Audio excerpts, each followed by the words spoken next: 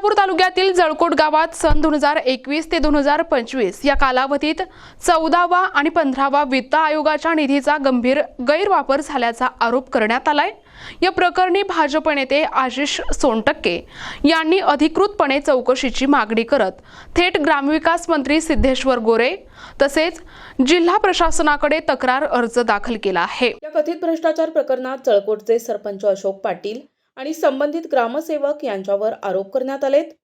तक्रारीनुसार गावात कागदावर विकास दाखवला जातोय, पण प्रत्यक्षात गावात ना कचरा कुंड्या, ना घनकचरा व्यवस्थापन, ना मूलभूत सुविधा दिसतायत। लाखो कोटी रुपयांचा हा निधी नेमका कुठे गेला याची सखोल चौकशी करून दोषींवर कठोर कारवाई आणि फौजदारी गुन्हे दाखल व्हावेत अशी ठाम मागणी आशिष सोनटक्के यांनी केली आहे।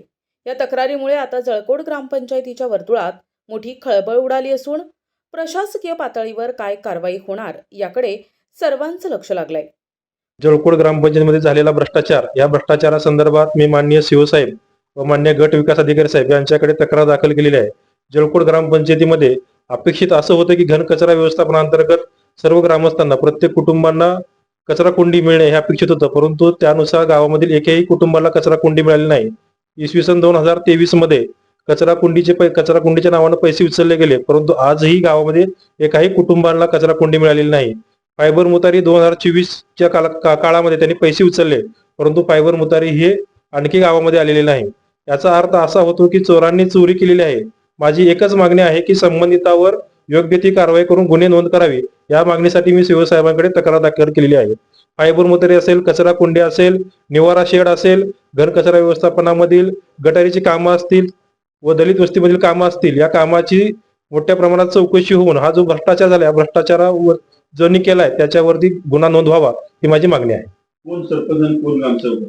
जळकोट गावचे सरपंच गजेंद्र पाटील वरेड्डी व तत्कालीन सरपंच, तत्कालीन ग्रामसेवक या सर्वांवरती जे दोषी आहेत त्या दोषीवरती कारवाई करावी ही माझी प्रामुख्याने मागणी आहे। व मी प्रशासनाला विनंती, तुमच्या माध्यमातून विनंती करतो की निपक्ष चौकशी करून संबंधितावर गुन्हे नोंद व्हावे ही आम्हा तमाम जळकोटकरांची मागणी आहे।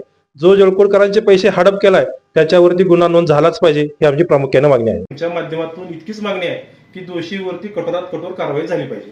तत्कालीन सरपंच आणि ग्रामसेवक कोण होते त्यावेळेस तत्कालीन सरपंच अशोकराव पाटील, ग्रामसेवक जी.के. पारे, सध्या चालू ग्रामविकास अधिकारी रेड्डी साहेब आणि गजेंद्र पाटील सरपंच यांच्या काळामध्ये जळकोटचा हा भ्रष्टाचाराचा भस्मासूर कसा असतो, आता जितकं काही भस्म खायचं सगळंच खायचं, काही हागंदरी असू द्या, मुतारी असू द्या, सगळे मला चालतंय, अशा पद्धतीचा भ्रष्टाचार ह्या जळकोट गावामध्ये कधी नव्हे तर असा इतका मोठा भ्रष्टाचार झालेला आहे। जल जीवनची योजना आली, भीमनगर ते रस्त्याचं काम सुरू झालं,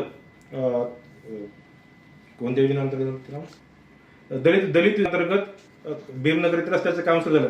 विकास कामाला विरोध नाहीये, त्या ठिकाणी त्यांनी रस्ता खाणला, कोण खाणला? जल जीवन योजनेअंतर्गत खाणला। त्याची पाईपलाईन, त्याचं कनेक्शन देणं अभिप्राय कोण होतं? प्राधिकरणाने।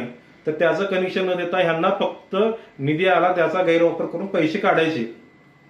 विकासाला कुठलाच विरोध नाही, एक नाही तुम्ही 4 रस्ते करा, आमचं त्याच्याबद्दल काही दुमत नाही। तुम्ही जलजीवनची कुठलीच परवानगी न घेता, कुठलीच परवानगी न घेता तुम्ही रस्ते केलात आणि उद्या जरा जलजीवनला तिथं टेस्टिंग पण नाही, उद्या जलजीवनला काम करायचं म्हटल्यानंतर परत रस्ता फोडायचा, कोणाच्या पैशाचा दुरुपयोग झाला तर जळकोटकरांच्या दलित वस्तीमध्ये पैशाचा हा दुरुपयोग आहे।